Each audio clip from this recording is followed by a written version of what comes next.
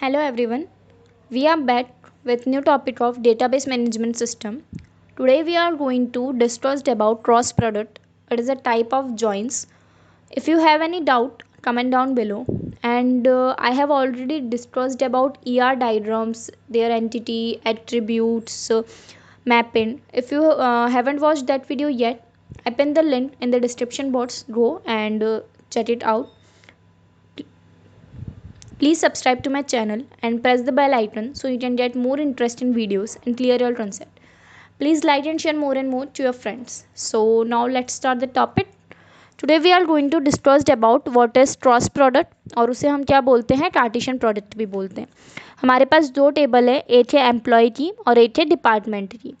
Employ table में हमारे पास है एम्प्लॉय की आईडी, उनका नेम और उनका डिपार्टमेंट. डिपार्टमेंट आईडी में हमारे पास है डिपार्टमेंट की आईडी और डिपार्टमेंट का नेम. क्रॉस प्रोडक्ट में क्या होता है, हमारे पास जितनी रोज़ हैं और जितने कॉलम्स हैं, हमारे पास क्या है, रोज़ कितनी है, 4 रोज़ हैं और यहाँ पर भी दोनों टेबल में 4 रोज़ है, तो 4 इंटू 4 कितनी हो रही, 16. अब हमारी कितनी रोज़ बनेगी, 16. कॉलम कितने हैं हमारे पास, एम्प्लॉय में 3, डिपार्टमेंट में 2, तो इन दोनों का एडिशन कितना होगा, 5. तो हमारे पास अब जो नया डाटा बनेगा उसमें कॉलम कितने होंगे, 5 एंड रोज़ कितनी हो जाएगी, 16. एम्प्लॉय डिपार्टमेंट, जो एम्प्लॉय का डिपार्टमेंट है वो किसके बराबर होगा, डिपार्टमेंट के डिपार्टमेंट नेम के.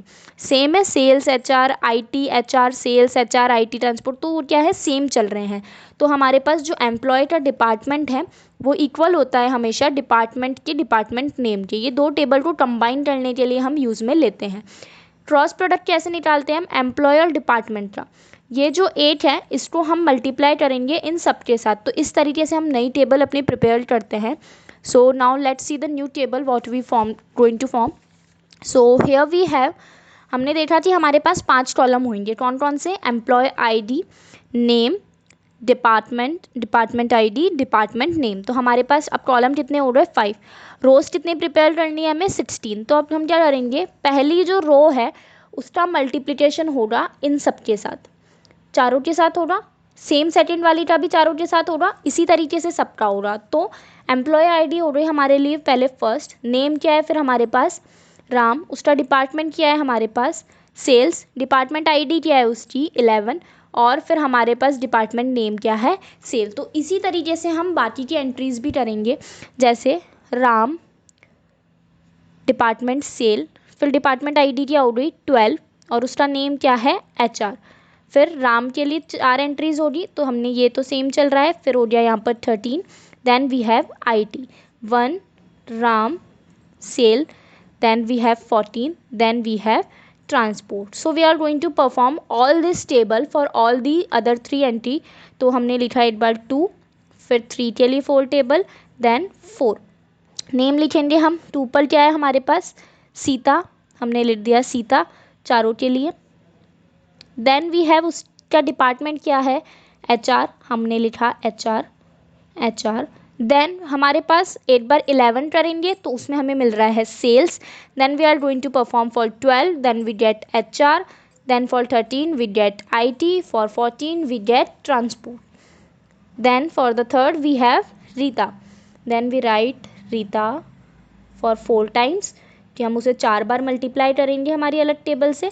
इसका हमारे पास डिपार्टमेंट क्या है, IT, तो हम यहाँ लिख देंगे IT. For 11 we got sales, then for 12 we get HR, for 13 we get IT, and for 14 we get transport. Now last for 4, name is Ajay or department is HR, तो Ajay we write 4 times, department is HR. Now cross multiplication, पहले 11 then 12 then 13 then 14, चारों के साथ होगा. 11 पे receive हो रहा है सेल्स, 12 पे रिसीव हो रहा है HR, 13 पे रिसीव हो रहा है IT एंड 14 पे रिसीव हो रहा है ट्रांसपोर्ट. तो क्रॉस प्रोडक्ट में हम क्या करते हैं कि जितनी भी हमारे पास एम्प्लॉय का डाटा है उससे हम डिपार्टमेंट के डाटा से 1 बाय 1 मल्टीप्लाई करते हैं. जैसे हमारे पास होता है 1 2 3 ABC, तो A पहले 1 तीनों के साथ होगा, A के साथ भी, B के साथ भी, C के साथ भी. 2 का भी सेम होगा, 2 A के साथ भी, B के साथ भी, C के साथ भी. And 3 also going to perform for all the 3 operation. तो हमने यहाँ पर टेबल ऐसे बनाई. अब हमने देखा कॉलम कितने होने चाहिए थे, 5. 1 2 3 4 5 कॉलम मिल रहे हैं हमें 5, तो कॉलम मिल रहे हैं 5। रोज कितनी होनी चाहिए 16। अगर 16 नहीं आ रही है, हमने कोई जो एंट्री है उसे मिस कर दिया है, तो काउंट करेंगे 1 2 3 4 5 6 7 8 9 10 11 12 13 14 15 16, तो we get 16 entry. So this is our cross product employee and department. So I hope you will understand this, and if you have any doubt, comment down below. Please stay connected, we will bring more such videos in the upcoming days.